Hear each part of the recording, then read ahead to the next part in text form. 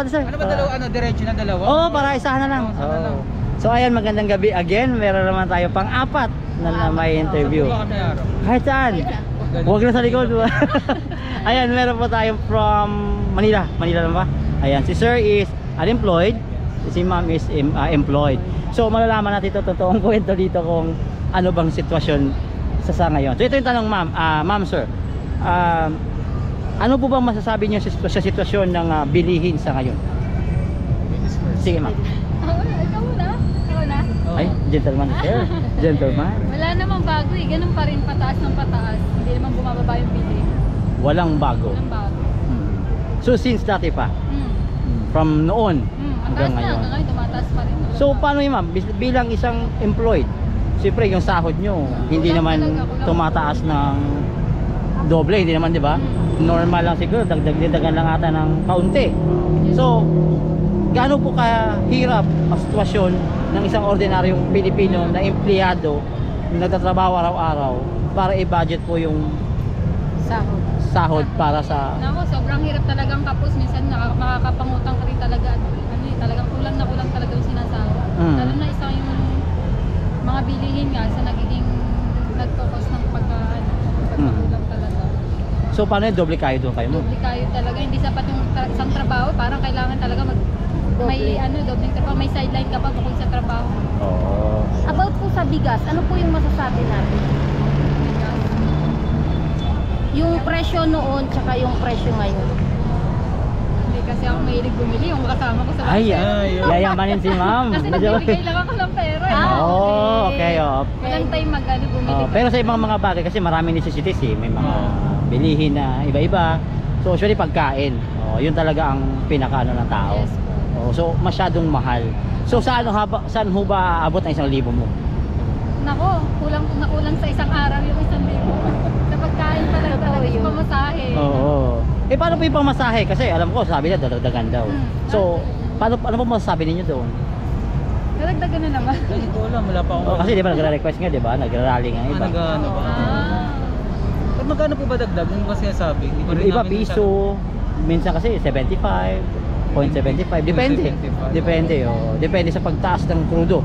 Ganun naman. Siguro okay lang naman, tulong na rin sa mga kapwa sa drive drive. Tulong. Tulong na lang din yung dagdag na.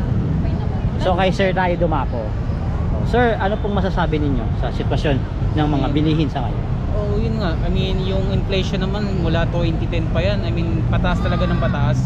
Never naman bumaba. Kung magkakababa man sa ibang sa ibang aspeto ng bilihin, pero hindi naman sa malang specific. Pero halos lahat pataas ng pataas. Yun. So, ultimo fishbowl mataas na. Tama. Ay, mataas sa fishbowl ngayon? Kasi 5-4 na, minsan 5-3 na lang. 25 na eh, nag-vlog na ako. Nag-upgrade na. Nag-upgrade na. Kasi mahal nga yung mantika, di ba? Oo, yung mantika. Mahal na rin yung harina. Oo. So puro na lang harina, wala na laman yun. Wala na yung fish. Ball na lang natira. So anyway po, mensahe po natin sa mga kinauukulan. Yun po, siguro mas nagkakaroon man tayo ng charter change na sinasabi nila. Pero sana mas i-focus nila yung sa mga bilihin. Kasi yung mga pangunahin naman natin pangailangan, halos nandyan naman lahat yun. Yun naman yung nagtaas talaga. Pero sana matutukan. Hindi lang yung agawan sa West Philippines Sea, wala naman. Alam naman natin wala namang mangyayari yun sa sobrang tagal na rin ng usapin na yun. So mas mag-focus tayo sa pangangailangan ng tao. Kaysa hindi puro marites, no? Puro na marites ang balita ngayon eh. So mag-focus na lang sa pangangailangan ng taong bayan. Kaya siguro sa ngayong panahon, mas time na siguro talaga magda-diet na tayo. Yun, isa pa yun. Kasi mahal na ng bilihin. Anyway, thank you po. Pangalan ni ma'am? Arena.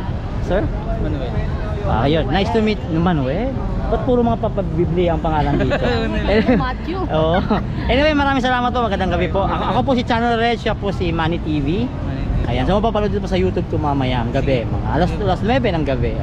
Thank you po. Maraming thank you. Ayan mga kaibigan, magandang gabi. So ayan, nandito tayo, magmaritisan tayo kasama sila ni ate na may bangs at from DPS. Ate, matanong kita, magandang gabi sa'yo. Tumakas ka sa trabaho mo o umuwi ka na? Kakauwi lang. Pumunta ka sa trabaho kasi hindi pa duty. Ah, okay. Ate, matanong kita, ano ang masasabi mo sa sitwasyon ng pagtaas ng mga bilihin sa ngayon? Sakit sa ulo. Sakit sa ulo. Gaano kasakit yan? Saan ka pupunta ang hugot para pambili ng pagkain mo? So ate, balanse ba ang kita mo at saka sa bilihin ngayon? Paano mo siya pinagkakasya? Hindi lang magsasideline ka para doon para magkakaroon ka ng ibang ano. Eh paano kung hindi kaya ng sideline? Ano mangyayari? Wala. So ano pong bilihin ang usually? Kung hindi ka marunong. Oh. Ano usually na bilihin ang lagi mo pinoproblema? Minsan, yung mga gusto nila kainin, hindi mo makaibili. Sobrang taas.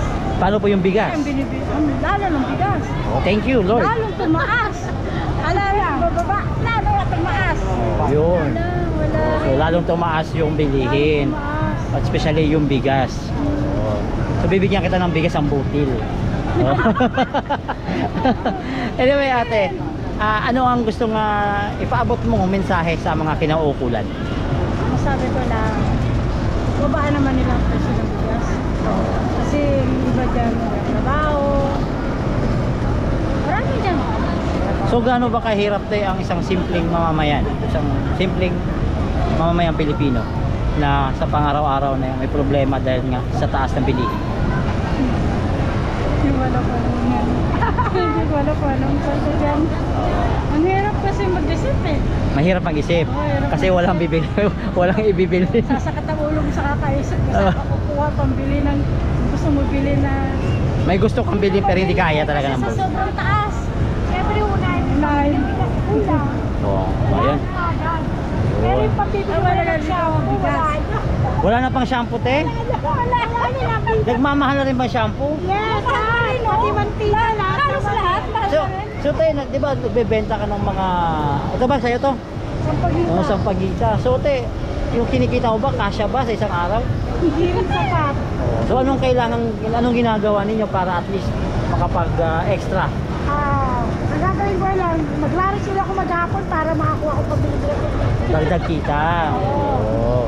So ate, anong gusto sabihin mo sa kinauukulan ate? Wala ko lang sabi, ayoko lang makita. Huwag ka mahiya para marinig din nila. Oo. Baka kasi di na naririnig. Baka hindi na naririnig, di ba? Oh. Ayun, maraming salamat sa inyo. Magandang gabi. Ayan, dito sa Quiapo. Kasi may Huwag kang maghina pasensya. Mag-enjoy ka sa buhay. Oo. Maraming salamat ah. Okay, magkas mo nang bibili mo? dati 43, naging 46 hanggang sa magkano. Eh baka umabot pa ng 100. Eh baka umabot pa ng 100. Eh paano natin kung umabot ng 100 yung kakayanin pa ba? Ako, wala na. Mamatay na ng tao dyan. Wala na lang, manghulga pa. Alam mo yung pambili. Ay, wag naman sa mamatong sa ganon. Oh, ayan. So, ayan si ate nagbebenta ng sampagita. Oh, mas fresh pa yung sampagita. Siyempre, Oh. Kailangan. So, mataas din ang presyo ng sampagita? Oo, mataas din yan. So, magkano ng sampagita ngayon, te? Ngayon, mababa ang butil namin, nasa 100. Pag Ah. ngayon, magpa-first Friday, tataasan naman ang butil namin. Pero noon natin, naabutan mo ba mas mura pa yung sampagita? Ay, oo. Mas mura pa dati. Ano yan? Minsan, magsasampu-20 sila. Oh, di ba? Ang layo ng dip Ngayon, rin. 4-20 na lang. Oh, Lahat na yun. mahal talaga na lahat mo. Lahat Oh, ayan. na. So, ayan. Kita ang mura ngayon. That's the Marites for now. Ready tayo, wait na tayo. Okay, ready tayo. Ayan, tay, magandang gabi po. Tay, matanong lang namin ho kung ano po bang masasabi ninyo sa sitwasyon ng mga bilihin sa ngayon. Sa bilihin sa ngayon, talagang lahat mataas eh. Yung parang nakaraang taon, mas mataas ngayon. Mas mataas sa ngayon kaysa nakalipas. Oh, so tay, ang hanap buhay mo ay pagbebenta ng ito, walis. So tay, kasya po ba ang kinikita mo rito araw-araw sa bilihin? Kung minsan, kasya. Kung minsan. Oo. Gaano ho ba kadalas yung minsan na yan? Gano'n ka lang. Kaya mga, hindi naman, kasi hindi naman, pagka may mga benta ka, meron, hindi lang, pag wala, wala. Kasi medyo mahina kasi, ang taas at tumasa naman kasi. Oo. Kasi magkano lang yan, ganito. So tayo, ilan po ba yung binubuhay nyo sa ngayon? Solo ka lang? Single? Oo, single si tatay. So being single tay, bilang single tay, kakayanin pa ba ng isang simpleng mamamayang Pilipino ang ganitong kamahal na mga bilihin sa Ay, kanya? hindi kaya. Mahihirapan. Yung iba nga nagdadaingan dito talagang pataas ng mga bilihin. Kasi pa matumal pa. Matumal pa. Kailangan na dyan. Tapos ay yung presyo ng mga binibenta nyo hindi ganun kabalanse, no? Hindi ganun kataas. Oo. So paano nyo pag pinagkakasyan tay? Kahit paano naman sa awan ng Diyos nakakabenta rin. Dahil hindi lang siyempre katulad ng dating benta. Salamat sa awa ng Diyos. Biyaya na. Biyaya ng Panginoon. Thank you. About naman po sa bigas, ano yung masasabi niyo sa patuloy na pagtaas? Sa ano yan sa gobyerno yan Kung gustuhin naman nilang kontrolin yan yung pagtaas kaya naman nila yan Kasi nakikita natin diba, yung mga bigas halos nangangabulok lang. Kung ilan nila pamigay nila yun sa mga mahihirap, diba? So tay, last question tay. Anong gusto mong mensahe para sa ating mga kinauukulan? Ayun, kung sa mga kinakakula, lalo sa gobyerno, yung ba nila yung, halimbawa, yung, kasi pagka tumaas kasi yung langis, gasolina, nagtataas ang lahat, dapat Sumusunod. Kailangan bumaba yung mga petrolyo para sumunod yung mga So isa na ibig sabihin nun, barkada sila. Kasi sumusunod sa... Siyempre, di ba, pag tinaas nila, saan ba kukunin nila yan, kundi tataas din yung mga bilihin na yan. Sino ngayon? Kasi ang sabi nila, pag once na tumaas ang gasolina, hindi na bababa yun. Patuloy-tuloy yun yung natataas. Kasi pagbaba naman ng gasolina, sandali lang, tapos biglang taas naman. So hindi naman gumagalaw, di mo bumababa, di ba? Patas ng patas. Oo, nag-i-steady lang siya. So tayo, maraming salamat po. Magandang gabi sa inyo. At saka naway maubos po itong paninda ninyo. God bless. Tayo, thank you. Pangalan niyo po? Leo. Leo. Kaya salamat po tayo. Ingat ka. Ayun.